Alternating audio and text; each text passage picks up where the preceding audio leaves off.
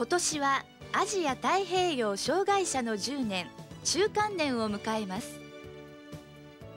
アジア太平洋障害者の10年中間年を記念するプレ国際企画として、財団法人日本障害者リハビリテーション協会は1997年3月5日から7日まで東京四谷の国際会館を会場に、障害分野における国際的に著名な専門家を迎えて障害者保健福祉国際セミナーを開催しました。このセミナーで収録した講演をご紹介します。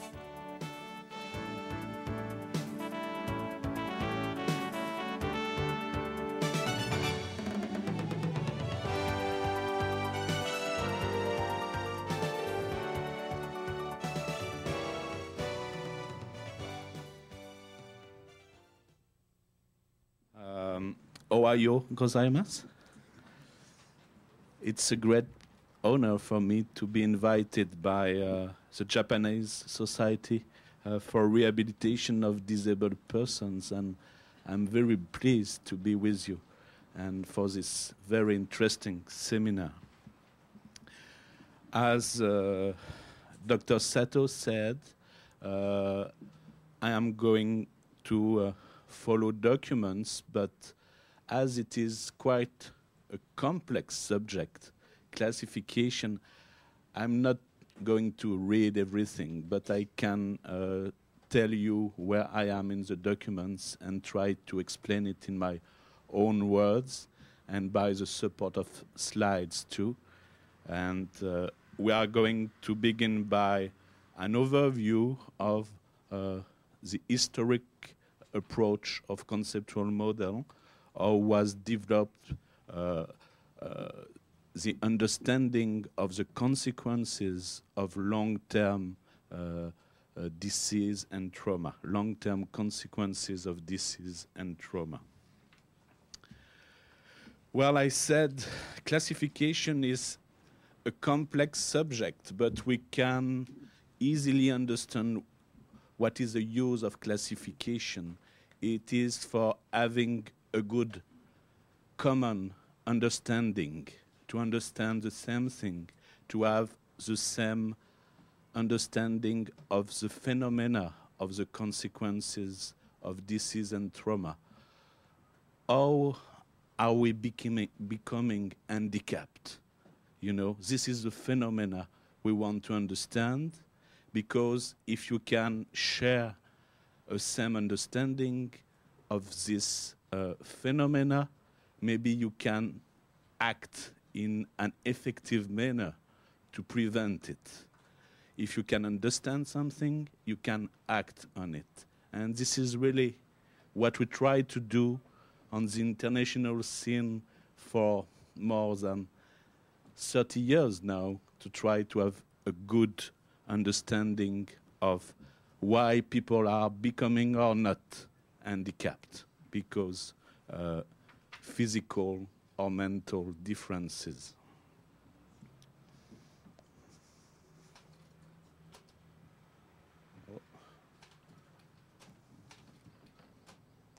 Yes, I want to start with a sentence a friend of mine told. He is called Mario Bolduc, and he was a founding member of the Quebec and Canadian Society on International Classification for Impairments, Disability, and Handicap. And what he said was very important, you know, because he said the reality of disability is not something to be dealt with by a minority in society. It will be a concern for most people at some point in their lives. And this is very important because in an historical point of view, every target group has been isolated and very often segregated. And we are, for instance, speaking of senior citizens losing their independence. We are speaking of persons disabled as a result of a physical or sensory problem. And very often when we speak about handicapped people, we think about physically handicapped people. You just have to see the international sign for people with disabilities which are reduced to a wheelchair, which is not exactly the common characteristics of all people with disabilities. You can have persons with a mental impairment, persons who have experienced trauma as a result of a serious injury, an industrial accident, a traffic accident, war too, or an accident in a home.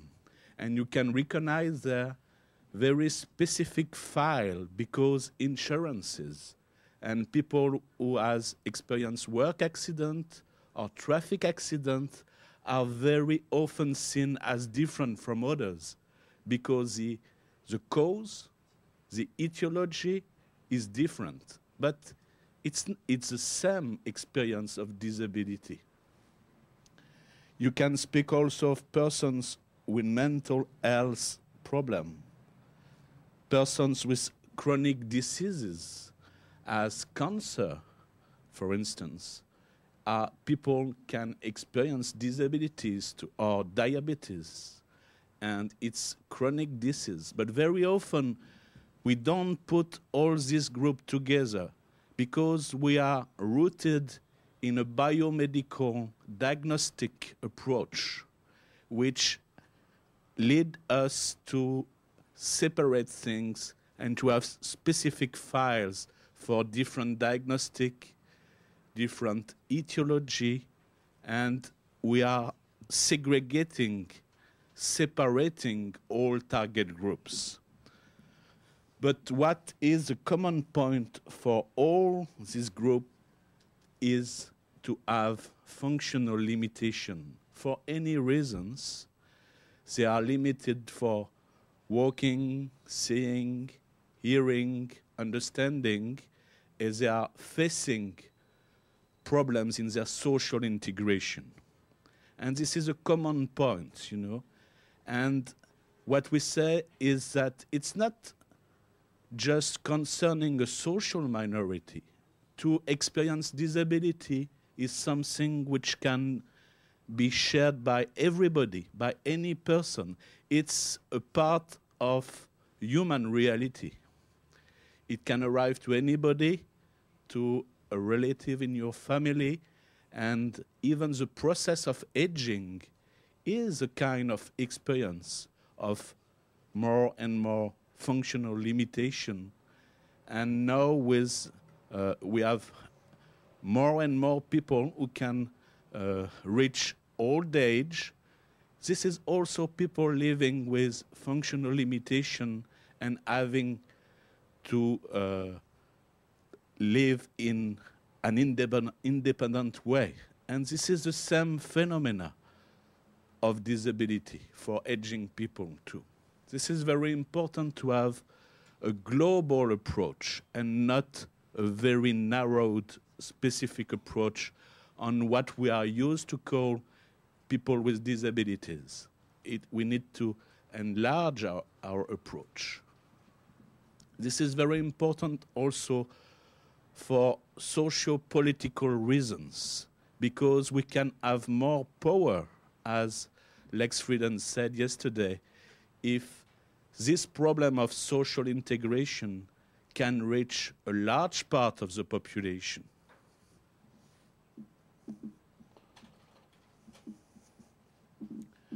Well, if we look why we need standardized classification, standardized way to organize information, Derek Duckworth, who is an English expert in classification, said, identification of the physiological, pathological, and functional characteristics of the person as indicators in the area of health and social services, we need to have this information as indicators of need for population.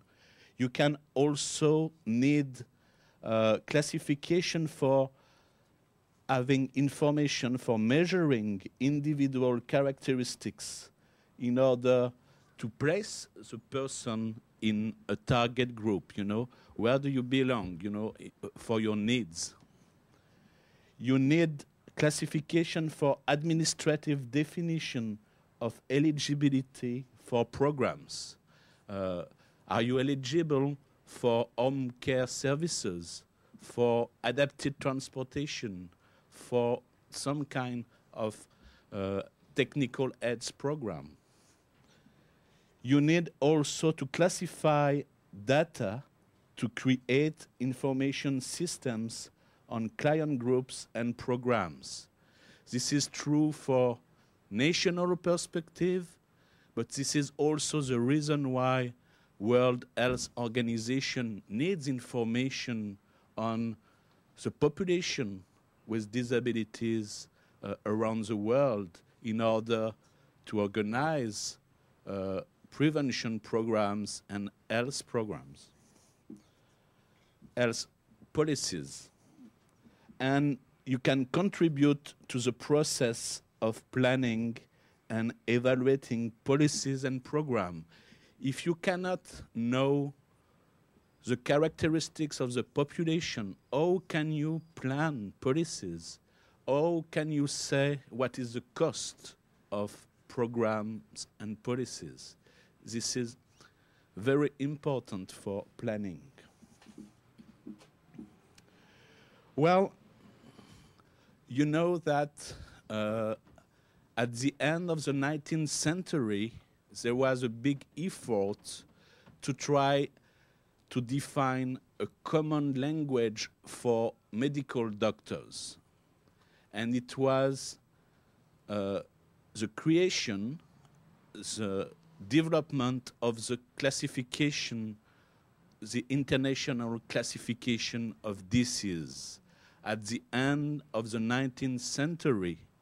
And this was done in order to know why people were dying because big epidemic and in a public health prevention orientation in order to put new hygiene policies in cities, and they develop for statistical purpose, information purpose, the international classification of disease.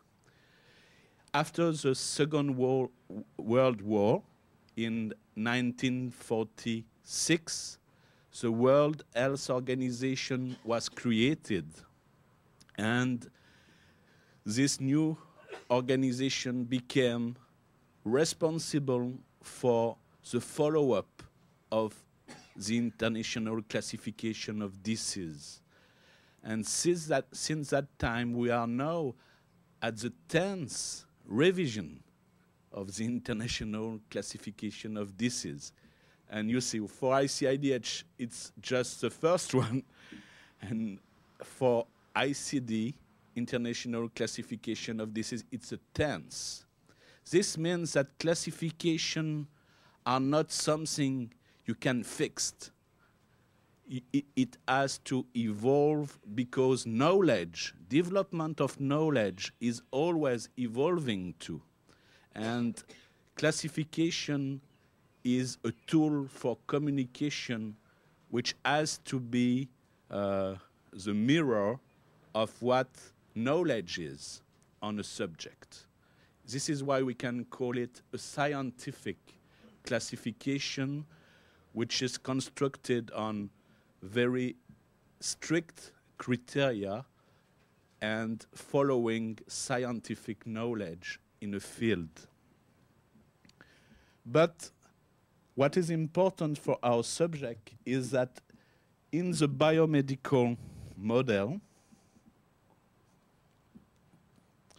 you know, the intention is to cure the people. I mean, You need to know what is the etiology, the cause of a problem, what is the pathology, the active pathology, and the symptoms, the manifestation. And this is what we call the diagnostic approach.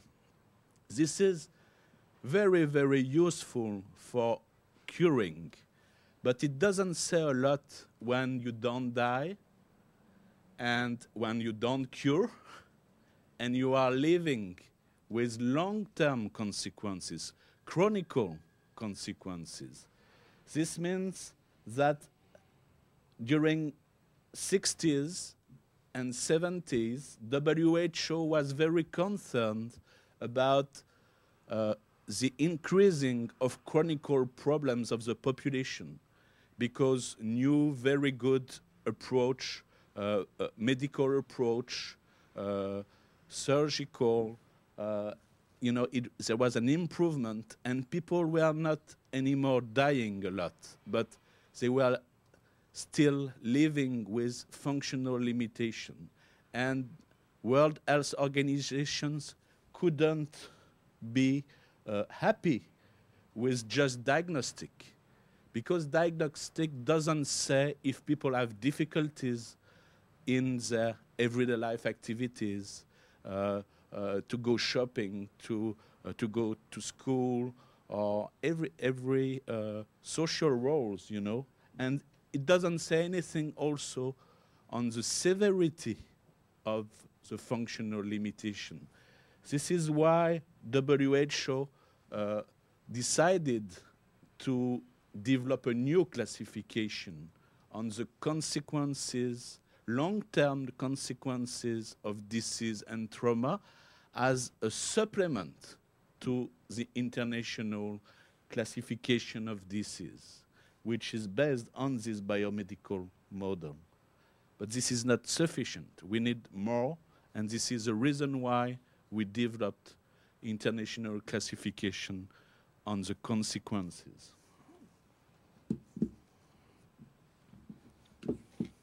You can follow on Annex 1. It's on page 30. Well, another reason why the biomedical model was not sufficient was because the development of insurances. First was veterans, people who went to war and was injured by war, and you needed to give them pensions and to have a good idea of what were the consequences of their injuries. It is the same for traffic accident or work accident. Work insurances were developed in the 30s, and we needed more than diagnostic. Sorry. This is not the good one. And we needed to know what are the consequences of disease and injury, and to know what is the degree, the severity of limitation of activity. Because when you want to compensate somebody with money or any kind of compensation, this is the degree, the limitation of activity to go to work or to have, to be a parent, father or mother, which is very important to compensate. Not the disease, the diagnostic. You need to know the consequence. And this is what Jazeris said, consequence of disease and injury can be estimated by degree of limitation of activity. This is the first definition of disability, if you want.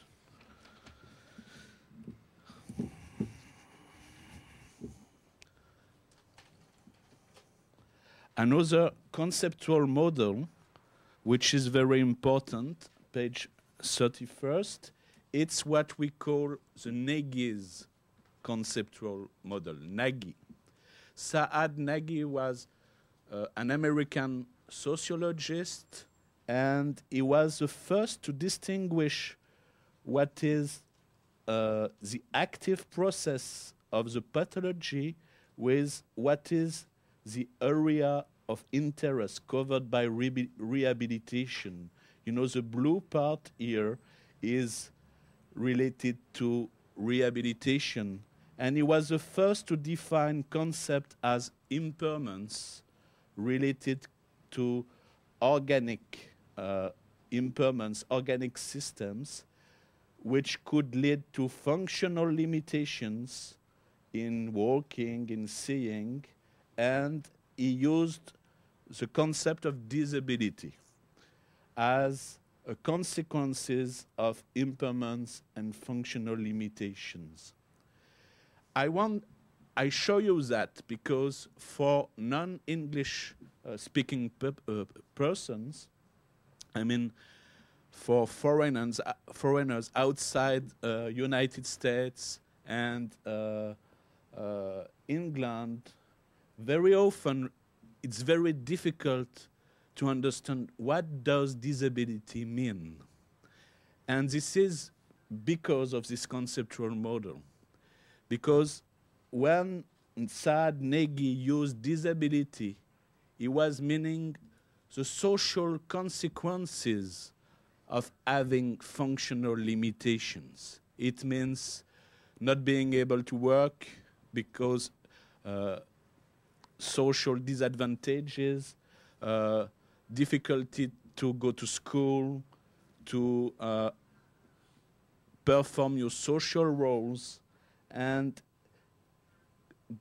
right now, there is a big debate around ICIDH because English-speaking people doesn't mean the same thing when they use the disability concept.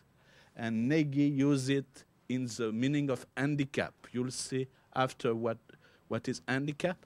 It's the social consequences, not the functional one.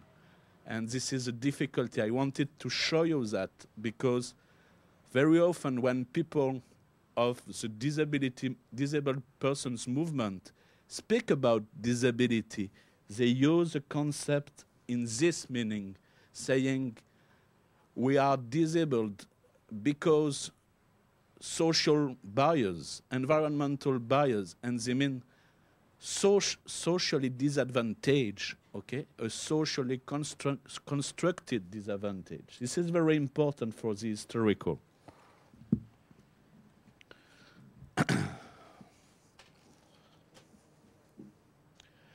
Well, I would like to present you my organization. You know, this organization was created in 1986 because in Canada, and Quebec is a province of Canada, a part of Canada, we used very much ICIDH, the international classification, in order to develop a social policy for integration of people with disabilities.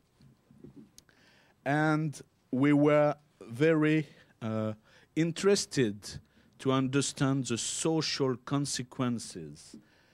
And in 1986, we created the Quebec Committee on ICIDH, and in 1988, the Canadian on the federal level. It's the same non-profit organization. And the common mission of these two organizations is to help bringing a better answer to the needs of persons who have impairments, disabilities, and live some handicap situation by using promotion, application, and development of the conceptual scheme of ICIDH.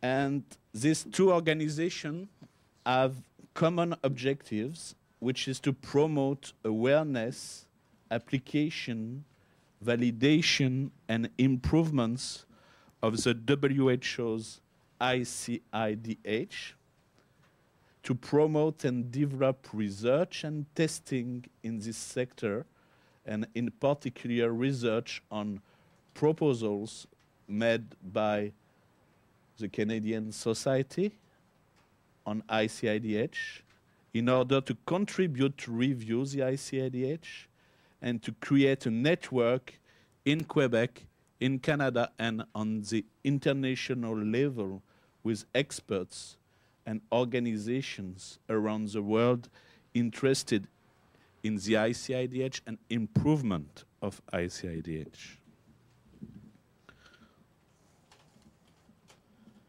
Well, now we are coming to what is known as the conceptual model of the ICIDH. This is the one which is still the official WHO model, and I suppose you already saw it, but I want to explain it. Well, this conceptual model says that after a disease or any kind of health disorder, somebody can have impairments at the organic level. It means in your limbs, in a part of your body, something is altered, doesn't work. It can be a limb, it can be your brain, it can be vocal cords, it can be your lungs, any kind of organs. And it can be altered in its structure, anatomical structure, or in its functions, physiological functions. What in the WHO approach, impairments can also include psychological, mental, and intellectual level of impairment. Okay, it's very important because when we try to understand level of consequences, you know, it's important to see that you can have a brain injury, for instance, with a problem in your brain. And in the same concept, WHO put also the consequence, which can be a problem with memory, attention, concentration, solving problems. And there is two levels of consequences in the same concept. After that, we have a relation of cause to effect in a unilateral, one direction orientation from impairment to disability. It means that because you have impairments at the organic level, you can have restriction in activities. And it means restriction for walking, for holding an object, for expressing yourself by voice, for listening noises, but it also includes everyday life activities as dressing yourself, washing oneself. It means that it's a complex concept with a lot of elementary but also complex activities in the disability level. When you go to the handicap, and it is a kind of very new approach, because the author of the classification, who is the English epidemiologist Philip Wood, introduced the concept of social consequences of disability, which is handicap. And if you remember what I said before with the Nagy conceptual model, the concept of disability here is not exactly the same meaning as in this model. And because when Philip Wood, Dr. Wood speak of handicap, it means social disadvantages because you have disabilities. But it was a very new approach, and you could include social consequences in, a previously very biomedically oriented approach, which means you could have new information on work, education, on social integration levels, which were not available before in the information system. And this is why the ICIDH conceptual model was really interesting for a lot of countries, because it was published at the first time in 1980, but before that there was scientific paper about it, and a lot of experts used it before the publication since 76, 77, and it was a time where was developed new policies on social integration. As Lex Frieden explained yesterday, I don't want to repeat that, but it was a time for insurance of exercise of rights for disabled persons, and development of new legislation favoring social integration. And this conceptual model was really well come, for as a conceptual framework for new orientation, new policies. This is why it was very important. This is why also in Canada and in Quebec, we were quite the first to use it as a conceptual framework for developing policies, governmental policies, which was called on equal terms. And this is where we developed, expertise about the handicap level, because we really developed a new approach on social participation and included in legislations and policies for every kind of social integration to work, education, home care services, leisure, communication, transportation, which is a multi-sectoral approach, not just health, but multi-sectoral. This is why, it's a revolution in the conceptual approach. But it was also criticized, and a lot by people with disabilities themselves, and by people from rehabilitation too, because you have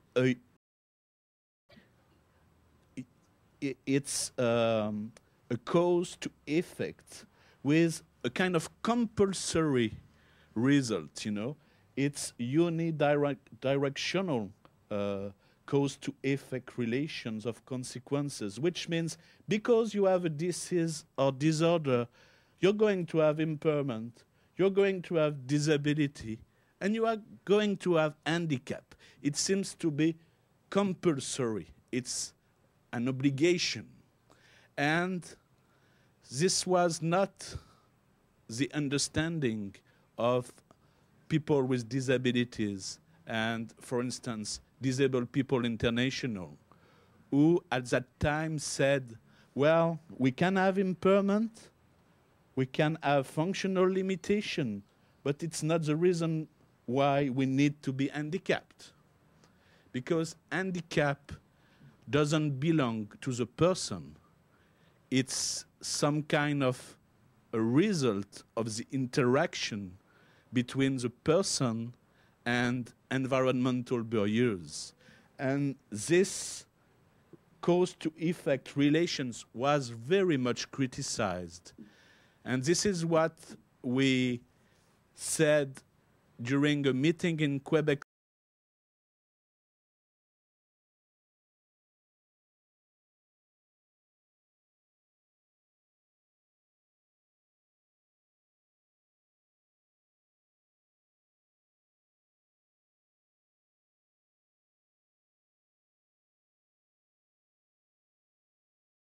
consensus to say we needed to improve the handicap section and to have a better understanding of the process, which was not unidirectional but has to be interactive, you know, an interaction between persons and environmental factors. This is why my organization had a mandate to work on that since '87, and we met. What I'm going to present to you today is a result also of this research process in order to improve the understanding of the handicap creation process.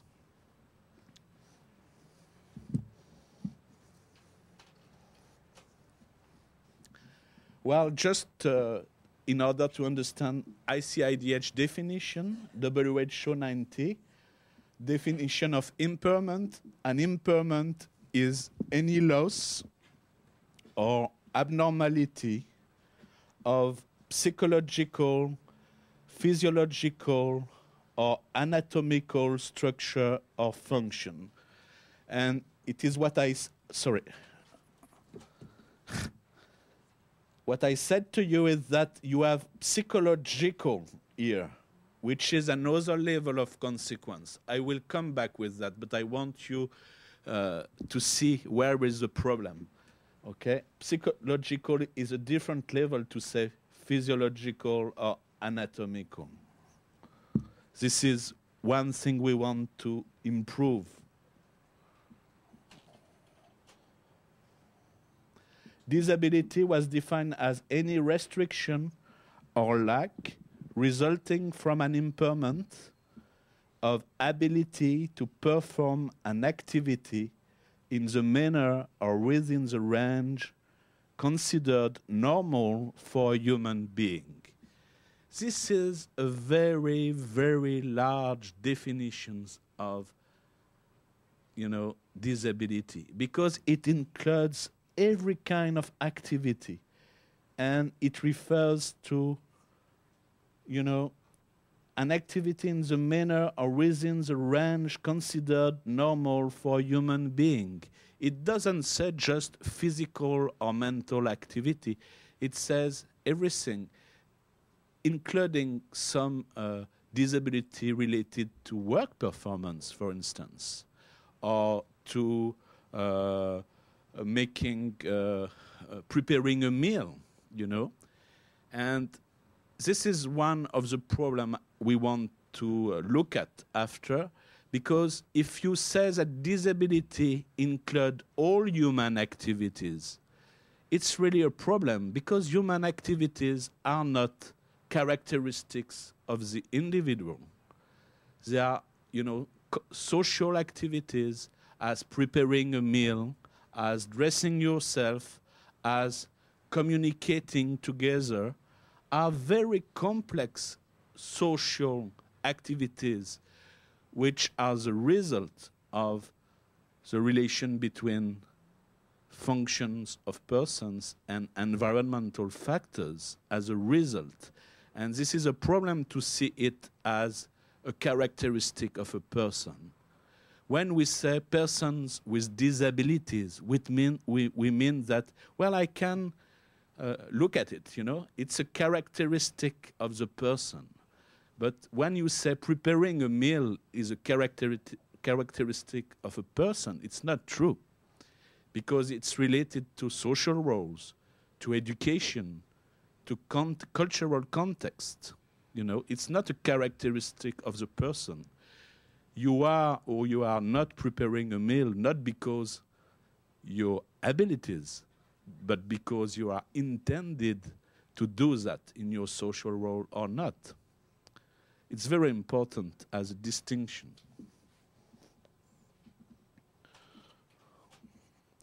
And now handicap. Handicap, this new definition, which was very interesting.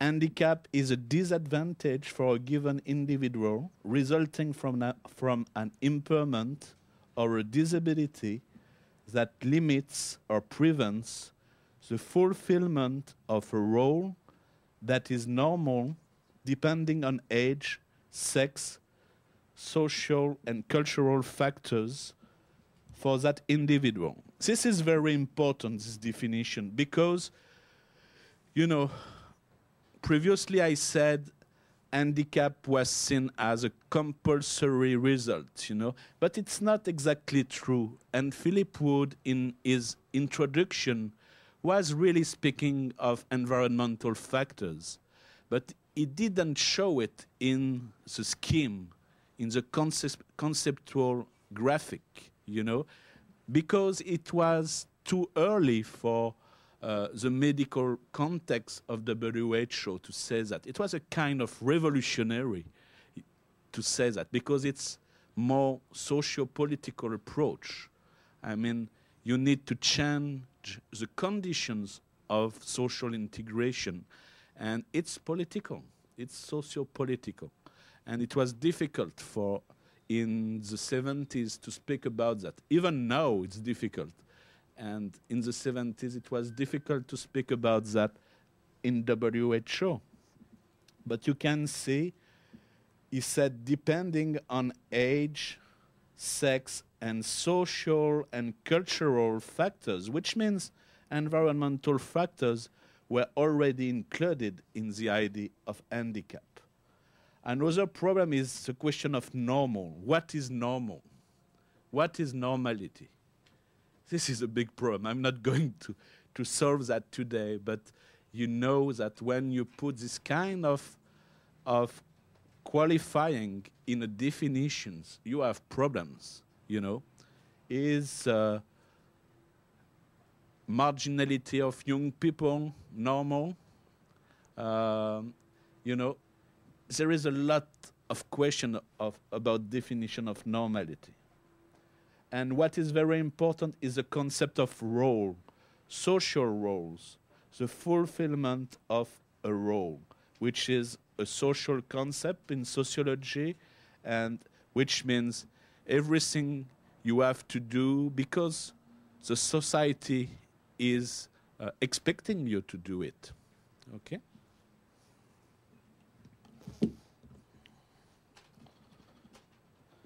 Well, there was a lot of application in the 80s of the conceptual model of the ICIDH. It was used for clarification and standardization of the definition of the target population concerned, because before that, we didn't have any data, you know, on people with disabilities. Everything was related to diagnosis, and we didn't have any information on the definition. What is a disabled person?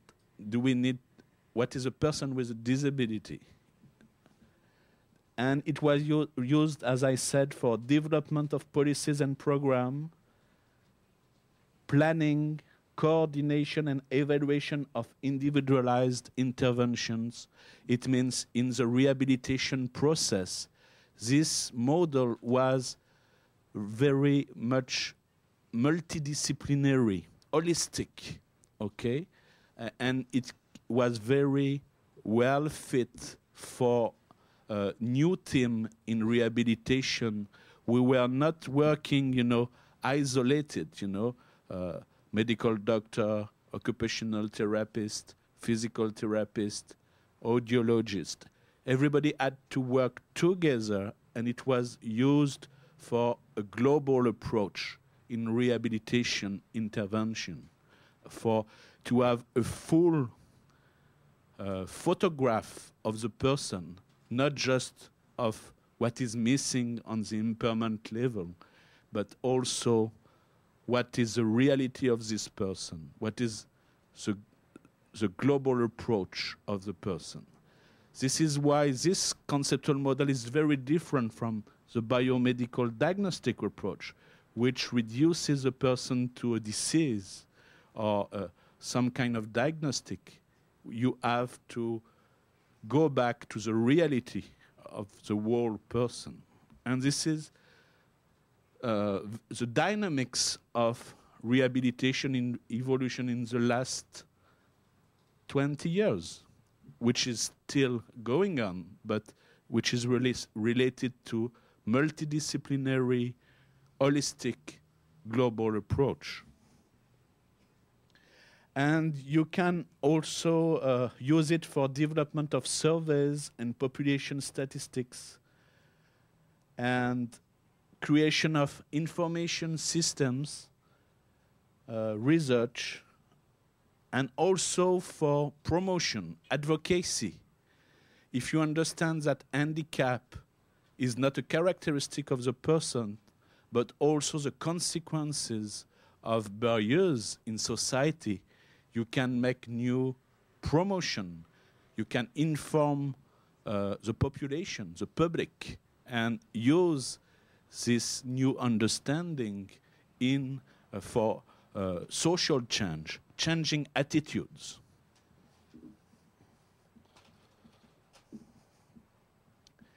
Well, and what is now the process of clarifying and standardizing the concept and putting them into practice?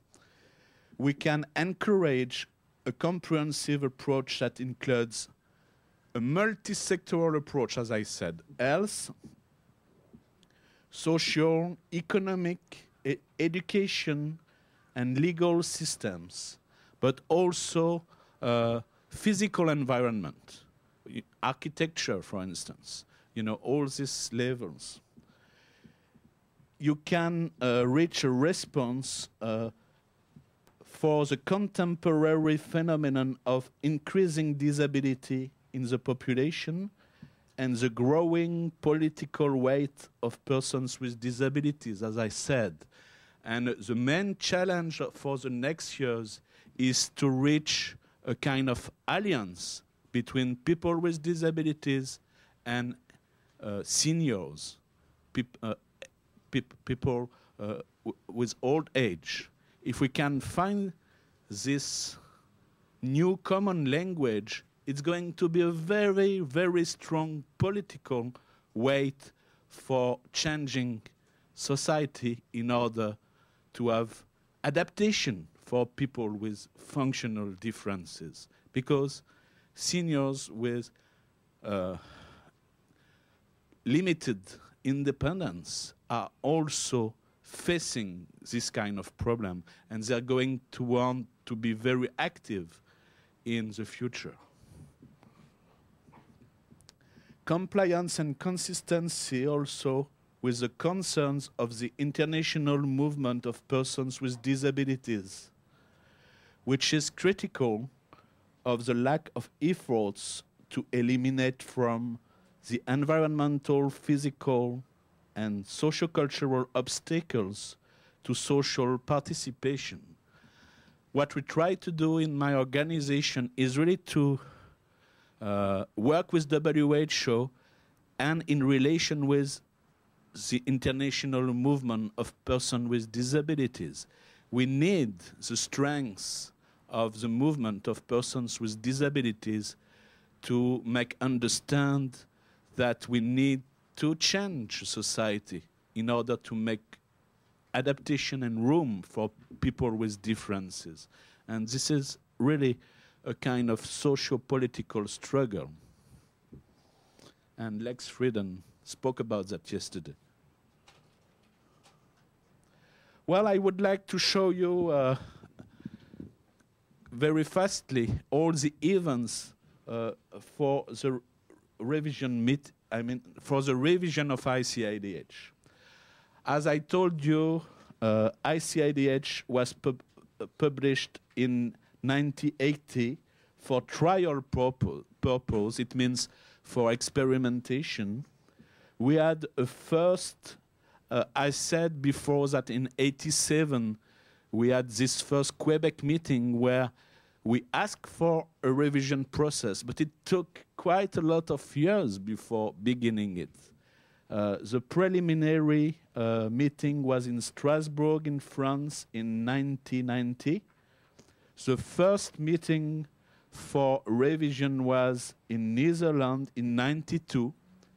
And finally, it was decided not to revise the manual, but just to write a new preface, a new introduction, where all the concerns, the difficulties were expressed. And in this new introduction, which was published in '93, the WHO recognized the importance of environmental factors. And it was just a preliminary. And in '93, the ICIDH, as it was recognized as official public classification by WHO.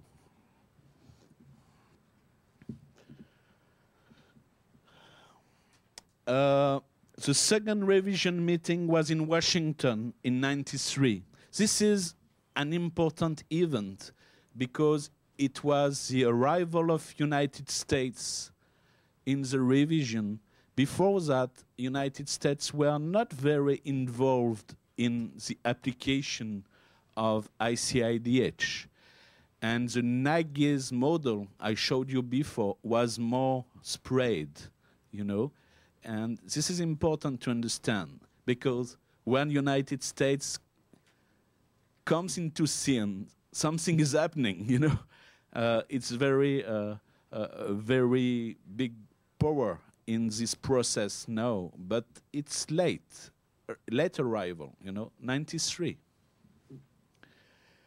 We had a third meeting in '94 in Netherlands, and we had task forces which were created by what we call collaborating centers on ICIDH, and you have 3 of them important in France, in Netherlands, and North America.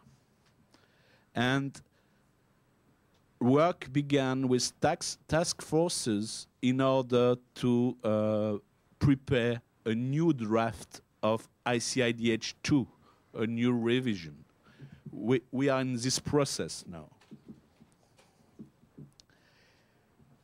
Very recently, in May '96, we had a meeting in Geneva for a first draft, which was called Alpha Testing Draft for a new ICIDH2. This is where we are. This first alpha testing was just submitted to experts, you know, for a first comment and criticism. And this process lasts until 31st of December, the end of the last year. And right now, a team of experts in Geneva is working for a new draft, and we will have a new meeting in April '97, where we are supposed to have a new draft for what is called beta testing. And in this beta testing, there will be more consultation around the world during almost 1 year, and a lot of validation of this new proposal.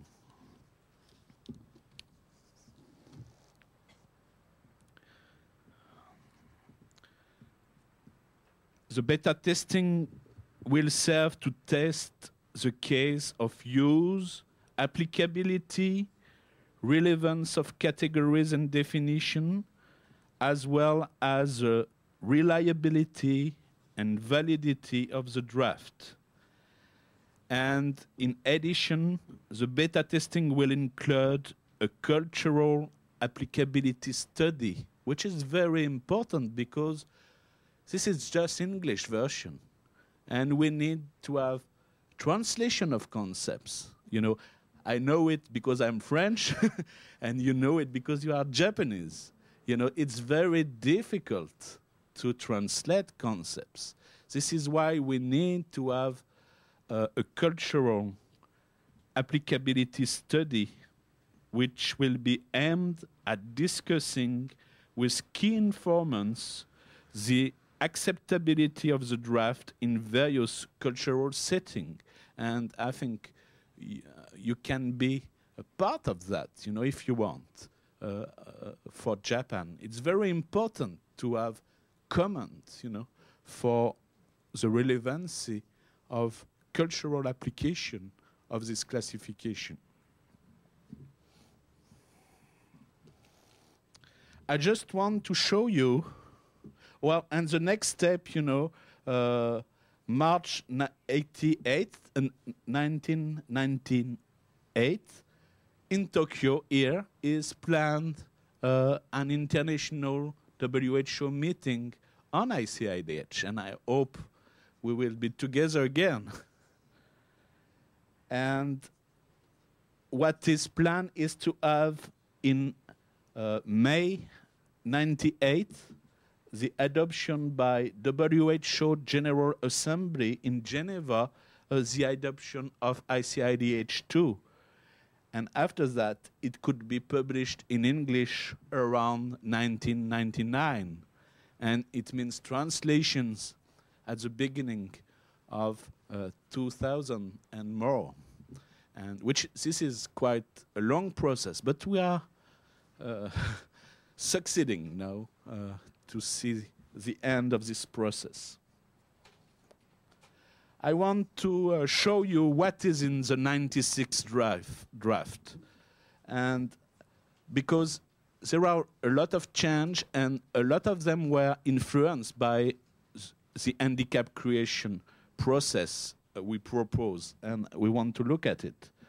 WHO's ICIDH2 draft includes 3 conceptual levels: impairments, which is quite the same as the previous one, disability, and something which is new for replacing handicap, participation, and a new dimension which is called contextual or environmental factors. And this part right now has not a full status for WHO.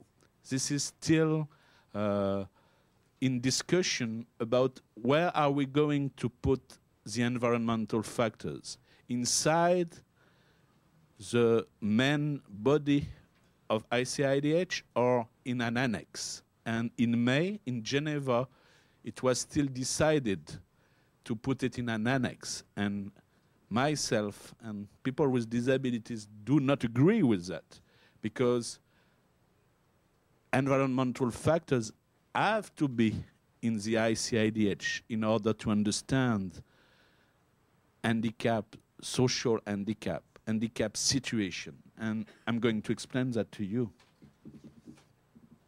For impairments, WHO proposed at the first level to split the classification of impairments into 2 parts: impairments in functions of parts of the organism and impairments in structure of the organism. And the definition of impairments refer to loss or abnormality of body structure or function, and they should be observable and measurable by external assessors. Well, it's quite the same as it was before, and it includes still psychological dimensions. This was not solved. Disabilities, the classification of disabilities has been turned into a classification of human activities, which means a problem I was speaking about before is still there. You know, all human activities are in the disability level. The second level is intended to be used to record the activities a person can or cannot do. And the definition refers to disability, refers to the person engaged in an activity. The range of activities can vary from simple to complex. This is one of the problems. I just want to make you an example which is very significant. In the disability section, you can find running, you know, but you can also find playing soccer. In the same big taxonomy, running is a simple activity, but playing soccer is a very complex social activities, which normally shouldn't be there. And there is still a lot of discussion about that. That's why we need to understand in a better way the difference between basic, elementary activities and social determined activities. And this is there is another characteristic of disability. You know, they said disabilities are intended to be defined as intrinsic to the person. But playing soccer cannot be intrinsic to a person. You understand that? You know, this is a difficulty, a contradiction in this draft. You have a new level which is very positive, which is social or societal participation, and which is proposed for replacing handicap. Because people from United States have a problem with the word handicap, you know, because they find it very pejorative, which is not in others' language. And they really pushed for replacing handicap level by a positive approach, which we agree with, you know, social participation, societal participation. This level, we said third level because for experts, you know, first level is impairment, second level is disability, and third level is handicap. And this third level of the ICIDH now represents the level of participation. And this is, you'll see after, very much inspired by the Canadian and Quebec work. Level of participation in society of a person with consequences of diseases, traumas, and other health disorder. And we try to go towards positive wording, but it's very difficult for people in biomedical model to accept positive wording for impairments and disability, but we still try to do that. Definition of societal participation, it refers to interaction between individual persons and their environment and captures the process and the outcome of the interaction between the individual and the society. The intent of the participation dimension is to document the nature and extent of the person's involvement in life situation, resulting from or as inherent in the interaction. This is very interesting because you can see the idea of interaction between individual and environment is really accepted now, and this is a very good point.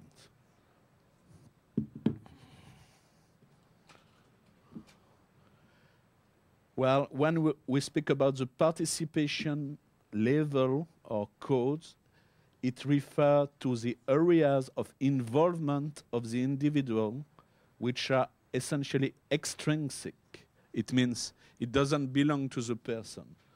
impairments and disability belong to the person, but societal participation is not a characteristic of the person, it's the result of the interaction.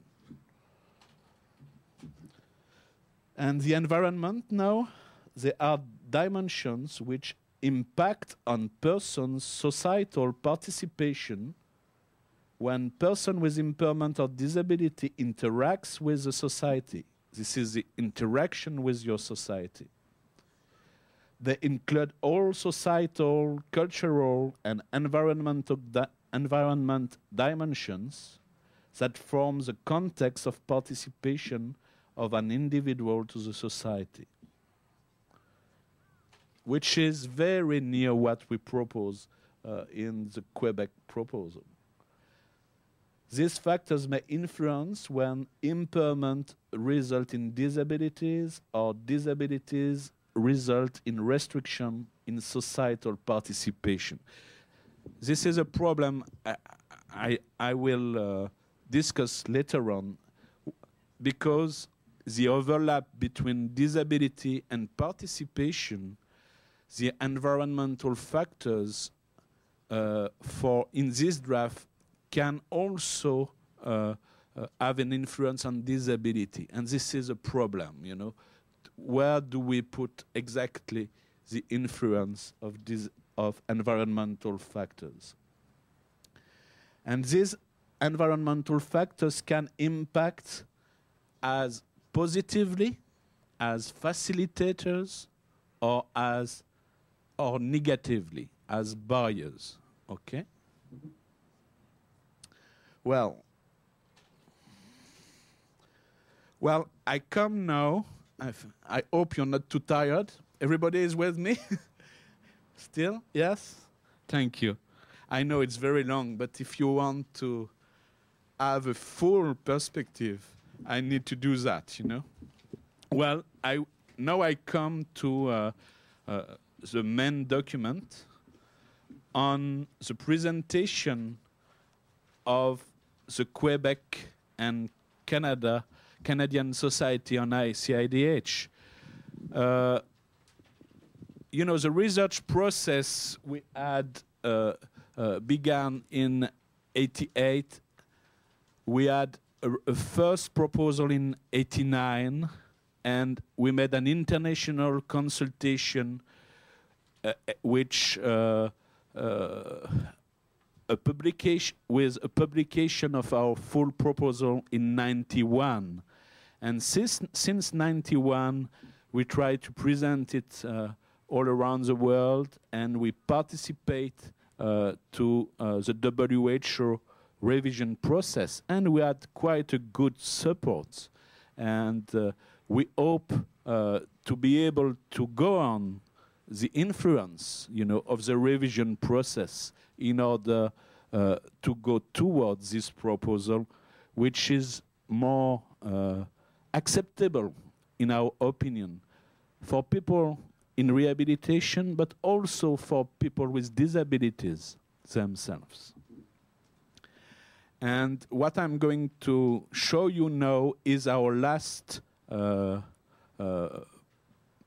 work, which is a result of a new consultation, and we are really finishing this work in order to present it to the WHO for influencing the beta testing.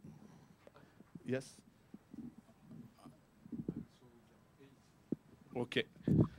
今、紹介しているスライドに映っているのは、もう一つの資料ですね、The Handicap Creation Process Classification Proposal and the Revision of ICIDH と書いてある綴りの7ページの図です。これから8ページ、9ページなどの図が紹介されることになります。Pages 8, 9 will follow, so please refer to that section. Well, now I present the Canadian and Quebec work. Well, first thing, we are facing a major difficulty when we want to explain models on the consequences of disease or trauma, you know, as ICIDH model or Nagy's model, because they are related to the health problem. You know, it's always beginning with a disease or the trauma, but we don't know what was a person before, or, you know, a person is not fully defined because she had a disease or a trauma. She was before a person, or she was born and she developed with differences, but she is not just somebody with impairments and disabilities. She has a personal identity. And what we wanted to do is to have, at first, a generic model which can be applicable to any human being. This is why we propose to begin with something which is a human development model.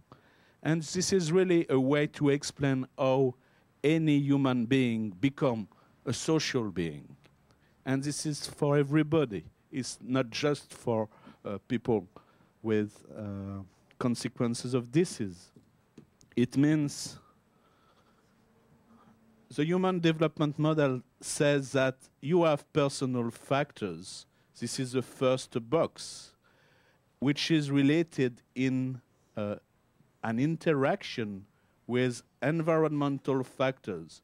If you are a child, your environmental factors is your family, your education context, your peers, you know, and you are in interaction for playing, for learning, you know, social activities, and this is an interaction between the personal factors, environmental factors, and a result which we call life habits. It means life situations, all social activities, life habits.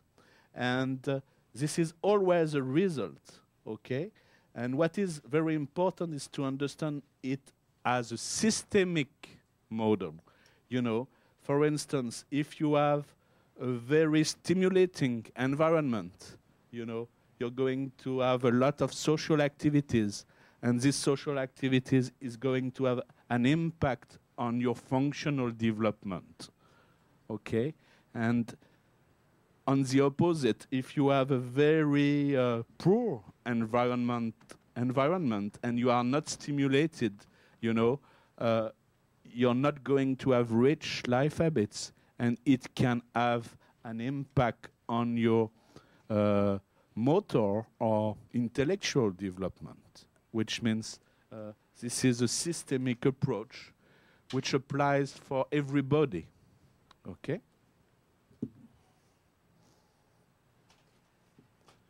Now, always still the same conceptual human development model, but we precise something which is organic systems and capabilities, which is smaller boxes in the larger, which is personal factors. Among personal variables as age, sex, you know, your identity, you have also something which is common to everybody. You have a body. You have organic system. Everybody is constituted by a body. And you have what we called capabilities.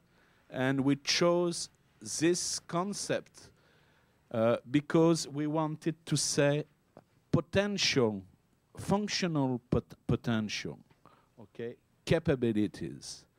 I don't know if you have a good translation in Japanese, but it's you have a potential to do things.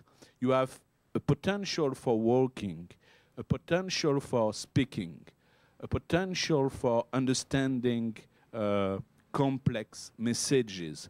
But is it effective? Is it expressed in full abilities or not? You know, this is a result of your development. You have to develop your capabilities in effective abilities or disabilities. But this is common to everybody, and this is the same this is just another step to understand that human development model is really what works for everybody. And it doesn't disappear because you get a disease or a trauma, you know. You are human, social human being.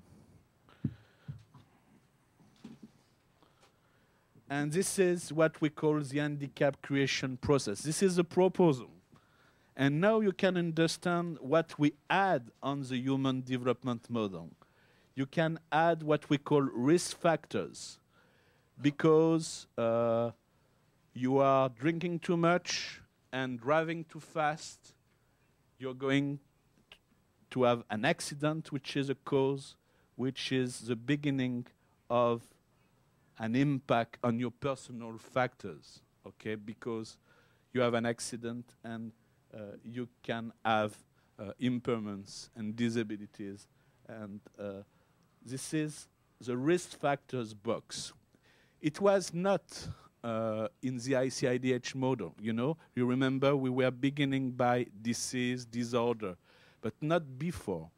And we believe that if we want to have a full health approach, we need to speak about prevention and promotion of good health and to reduce risk factors. And we need to have a full perspective also on the risk factors and to understand how you can prevent the appearance of disease or trauma. Okay? This is why a conceptual model, you know, it's something you use for understanding. You know, it's nothing else. It's just something when you are going back to your home, to your office, you can use that and apply it in your field, in your work. This is just something for understanding a process, for facilitating the understanding. And we add a risk factors taxonomy, and this is important to understand the cause. After that, you have a big box with personal factors. You recognize organic system. This is a taxonomy. You recognize capabilities. We propose a taxonomy also of capabilities. And you have something else, which is a measurement scale. You know, when you say, for instance,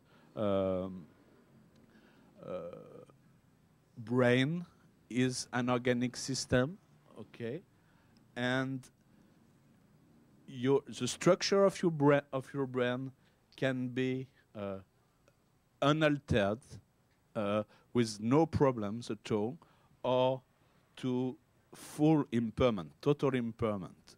For instance, with a very big accident which damage all your brains, you know, it can be full impairment.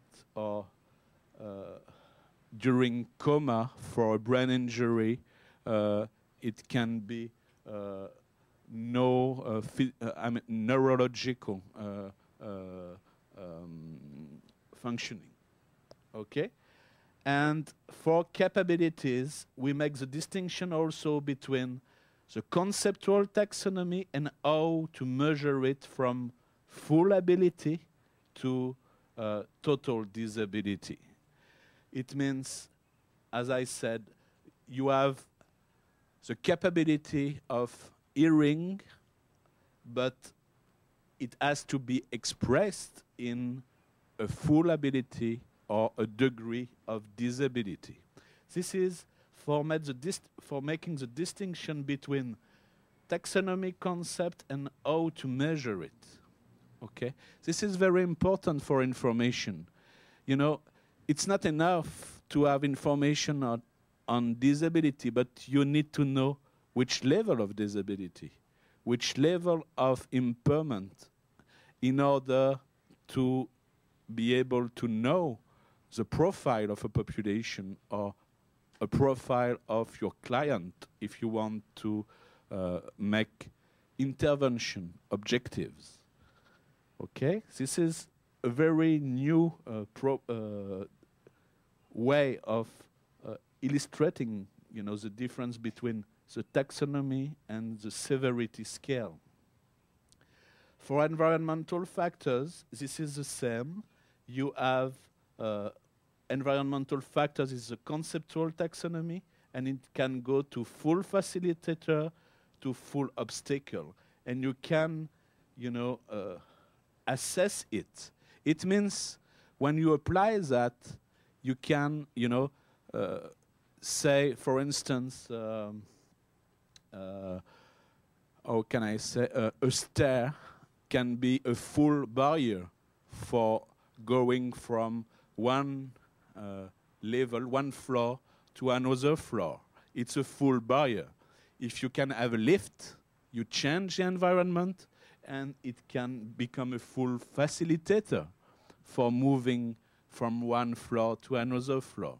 It means you never change the ability of climbing stairs for the person, but you give to this person who have a disability for climbing stairs the possibility to move from one stair to another because you change the environment by a lift.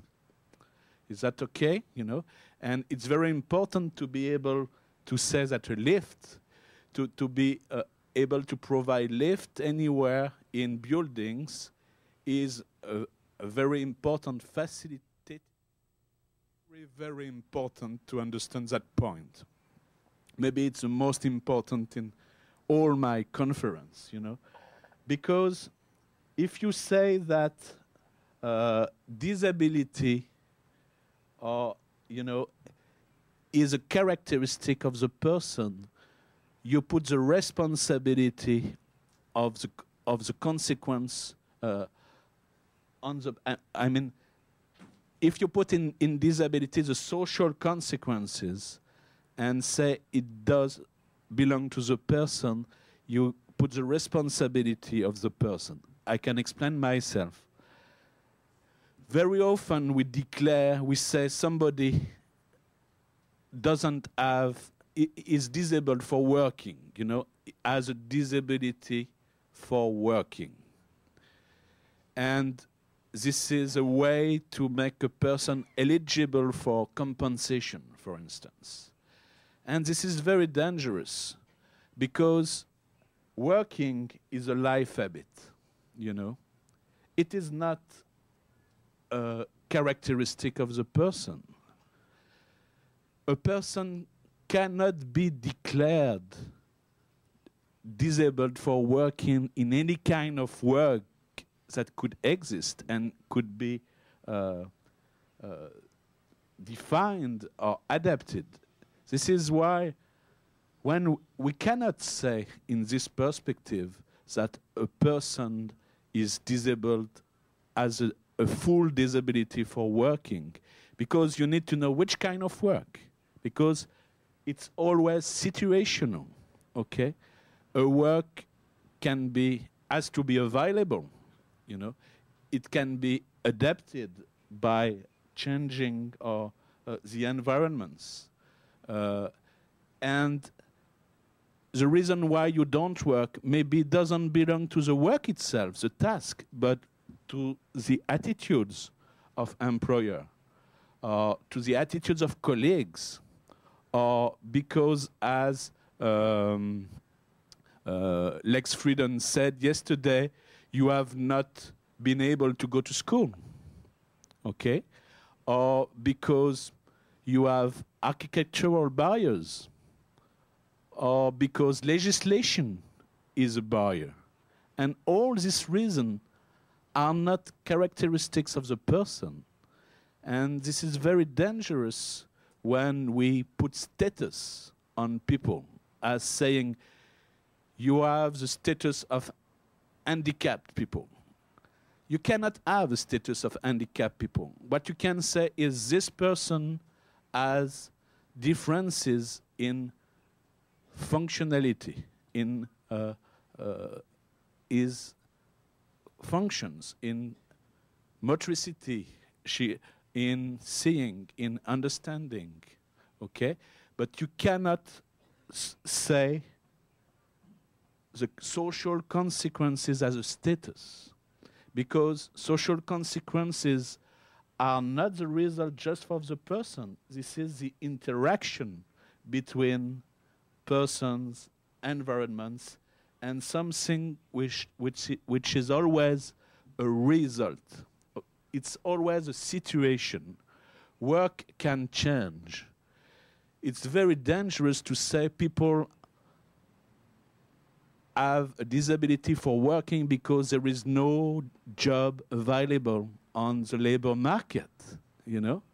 And this is what we are doing right now, you know? Instead of looking at what is the situation of working, how this job can be adapted to functional differences, which is a real goal. This point is very, very important.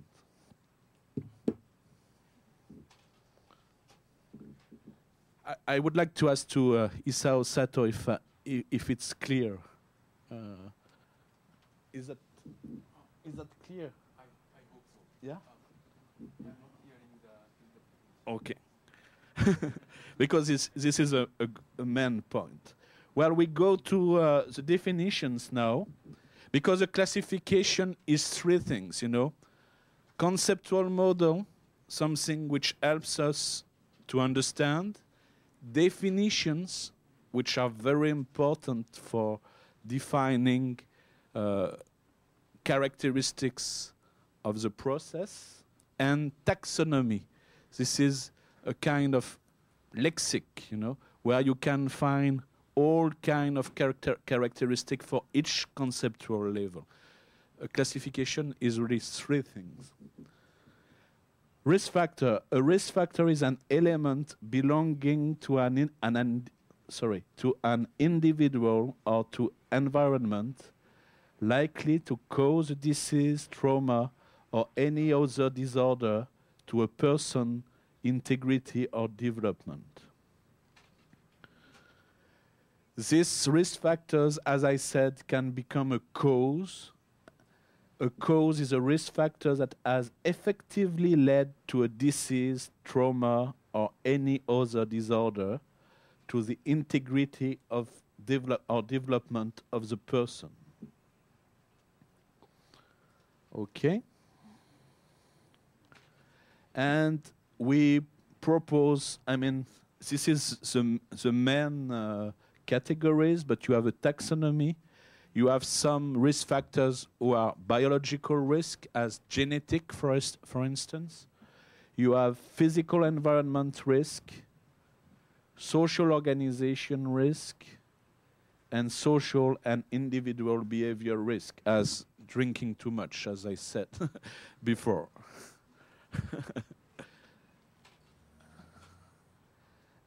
The first box, I mean, for the individual, personal factor is defined.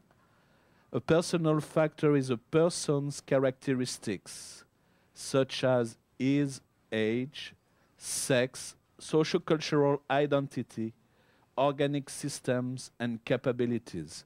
This is why the personal factor box was larger than just organic systems and capabilities, you know. Your life experience, you know, I am an anthropologist, and your socio-cultural identity, you know, what your values, is very often much important than impairments and disabilities in order to understand personal determinant for social integration. And I say that because in research, we try to isolate, you know, impairments, disabilities, and understand why someone could succeed to get good relationships, a lot of friends, and another one with exactly the same impairments and disability and couldn't succeed, and with the same context, the same environment, you know. And you cannot explain that without understanding that you have also personal values, identity, which is very, very important. And it's not because you have disabilities that you have not your own personal identity, which has to be taken into account. It's very important. And in researches, very often we don't look at that because we are in a biomedical approach. You know, people are defined by their impairments and disability. But you have to look at the human being, the social human being, which is really the big box. And you can put in that anything you like for your field. If you are interested in education, you can put, you know, scholarization, you know, the years of attending school and what kind of education you have. This is, you can put a lot of variables which are related to personal characteristics in your field. For instance, to have 3 children for a parent, which is something which is a personal characteristic, you know, which is different from not having children. Okay? This is very important.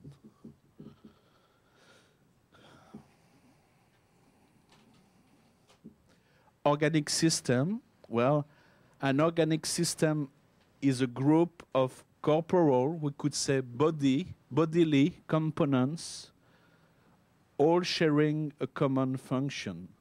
It's a way of making a taxonomy of organic systems. It could be on some others model, but what we propose it is to organize organs in relation with a common function. It means, well, this is a scale before. From organic system quality is measured on a scale ranging from integrity to total impairment, from unaltered systemic organic system, unaltered organic system to total impairment. When we speak of integrity, it refers to the quality of an unaltered organic system. And when we speak of degree of impairment, it refers to anatomical, histological, or physiological degree of anomaly or alteration of an organic system. If I go back to the definitions, oh no, I'll show you that after. This is the clarification I wanted to make. In this perspective, there is a clarification of the concept of impairment, which is different from WHO proposal. Because we say impairment is a degree of alteration related either to the anatomical or histological structures and to the physiological operation of body components. This means structure, and we do agree with WHO, and just internal function. It means that psychological functions are not there. You can have, if you look at brain, for instance, neurological functions is an impairment, but memory or attention or recognizing, you know, someone is really in the capabilities. It's a result of an unaltered organic system. Okay, it's really the result. This is a difference with the WHO proposals. I can make me understand well. For instance, in the WHO proposal, you have in the impairment section intellectual retardation. And this is terrible, you know. Intellectual retardation is not an impairment. It's a level of capability. And, I mean, it's really in the result on the functional level. How do you assess a mental retardation by assessing concentration, attention, ability for solving problems or understanding complex situations, which are all ways of assessing the capability level and not the organic level. And this is very important because for mental retardation or intellectual disabilities, very often we don't have any kind of defect or alteration on the brain level or on the organic level. It's the same for a lot of mental health problems, which we cannot relate to an organic dysfunction. And this approach is really, you know, can help to understand that you are not obliged to have a compulsory cause to effects from impairments to disability, and moreover for intellectual and psychological dimensions. That's why we didn't put psychological level in the impairment, but more in the disability section. Well, you have the taxonomic of the major organic system categories: nervous system, auricular system, ocular system, digestive system, respiratory system, cardiovascular system. Oh, this one is difficult. Hematopoietic and immune system, urinary system, endocrine system, reproductive system, cutaneous system, muscular system, skeletal system, and one which is more for morphology, size and weight. And now, capability. Capability is a possibility, the potential of a person accomplishing mental or physical activities. You see that by distinction with the WHO proposal, we don't speak about all human activities, basic and complex. We are really restricting capabilities to mental or physical activities, verbal expression, writing, motricity, seeing, understanding, okay? Capability is an individual's intrinsic dimension in relation to the execution of a mental or physical activity without taking environment into account. What we mean there is without taking real life situation into account, because that's true. And when you want to assess any ability or disability, you need to define what we call a controlled environment. It's for assessment tool, you know. If you are an occupational therapist, you use assessment protocols and you define, you know, in which context the activity of holding something has to be done. But you need to have a glass in order to assess, you know, this movement. But the glass is not important. You know, it's not because you want to take a glass. It's because you want to assess the way of being able to hold a lightweight object, you know. This is what I call a controlled environment for assessing capabilities.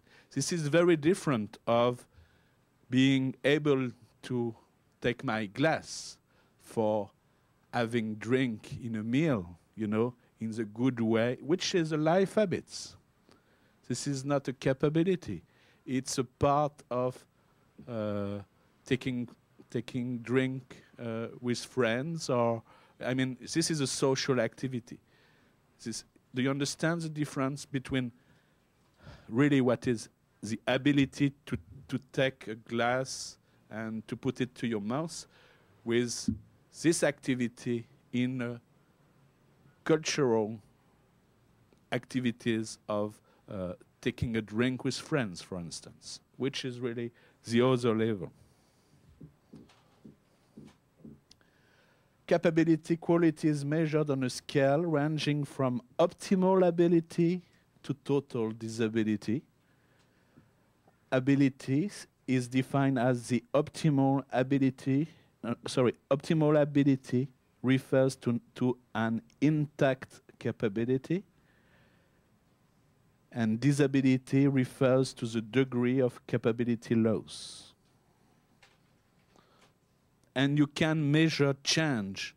You know, if you have a client in a rehabilitation program, when he arrives, he has a certain profile of abilities and disabilities. You can propose interventions for developing his abilities, and you can measure the difference between the arrival and the effect of the intervention process. Major capability categories are, you see, intellectual capabilities. This is in the capabilities and not in the impairments. Language capabilities, behavioral capabilities, sense and perceptions capabilities, which means hearing and seeing and smelling. Motor activities capabilities, breathing capabilities, digestion capabilities, excretion capabilities, reproduction capabilities, and protection and resistance capabilities. Okay. Well, now we go to the other box. We finish with the personal factors box, and we look at to the environmental factors box, which is extrinsic. An environmental factors is a physical or socio-cultural dimensions that determines a society's organization and context. When you want to assess the environment, environmental factor quality is measured on a scale ranging from optimal facilitators to total obstacles.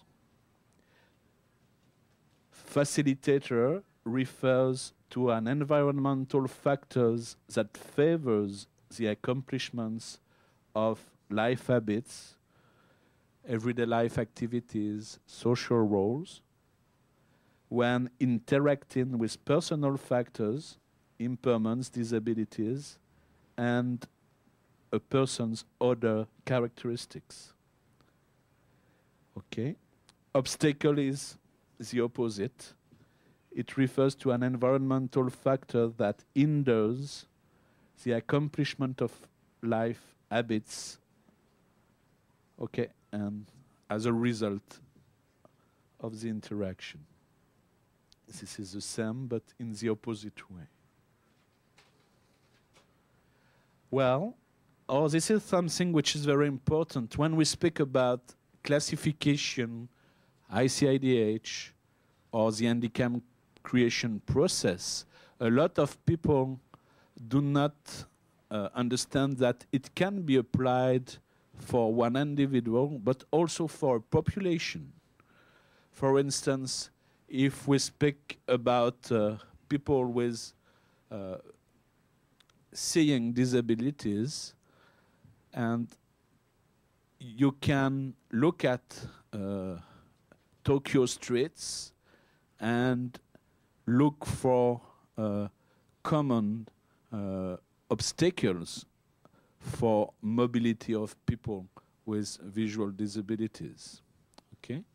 And it can be applied for a population, not only for individuals. It's the same with statistics, you know, with surveys. It's always about population.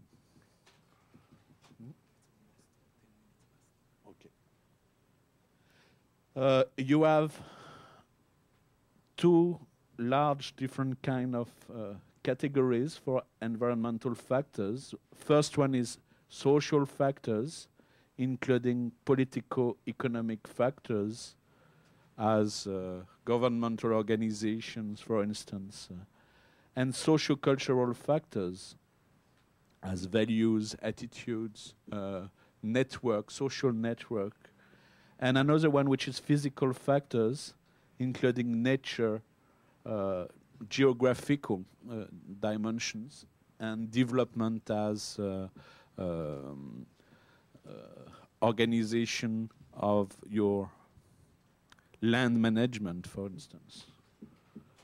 Oh yes, I have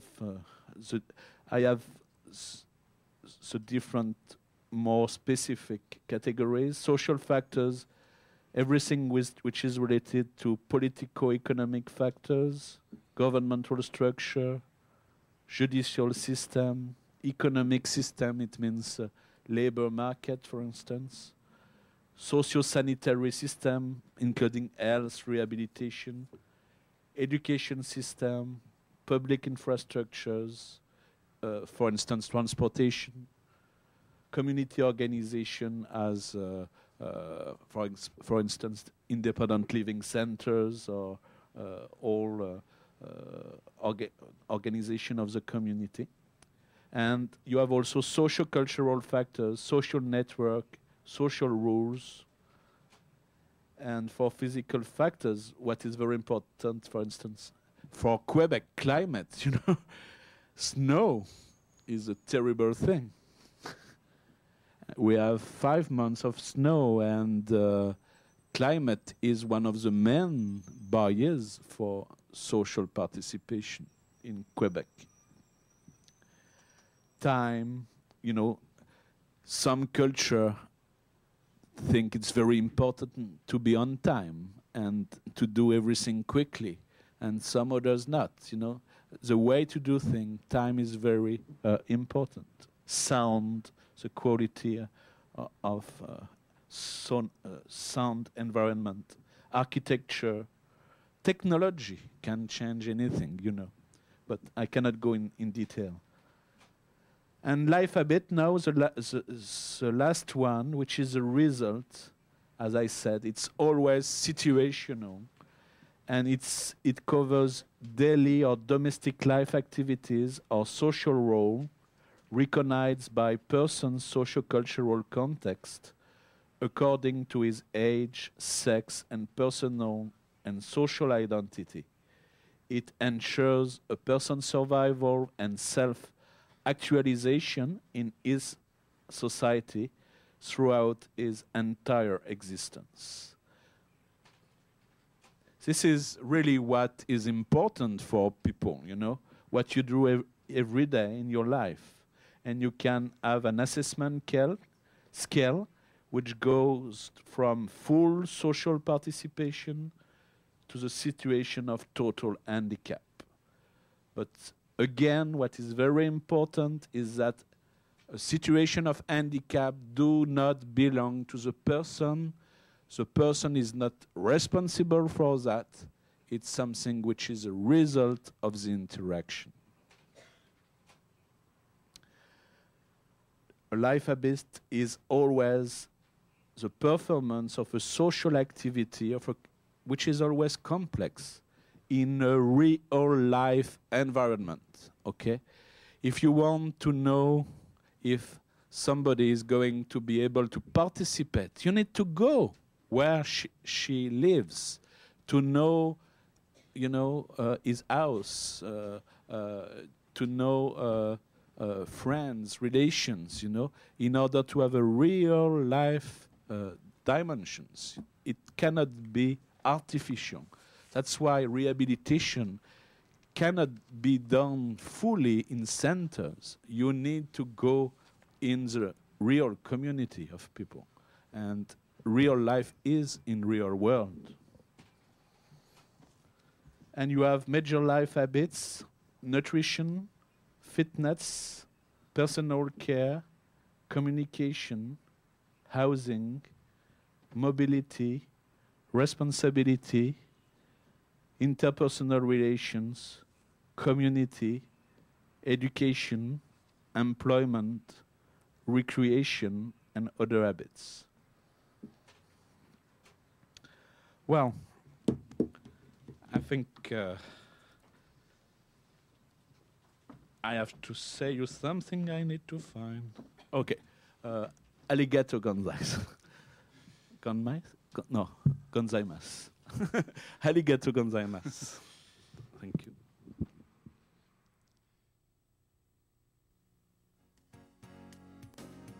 講演はいかがでしたでしょうか。日本障害者リハビリテーション協会はアジア太平洋障害者の10年に向けて障害者の完全参加と平等の実現に関する国際交流および国際協力事業を進めてまいります。この事業は全国労働者共済生活協同組合の助成をいただいて実施されたものです。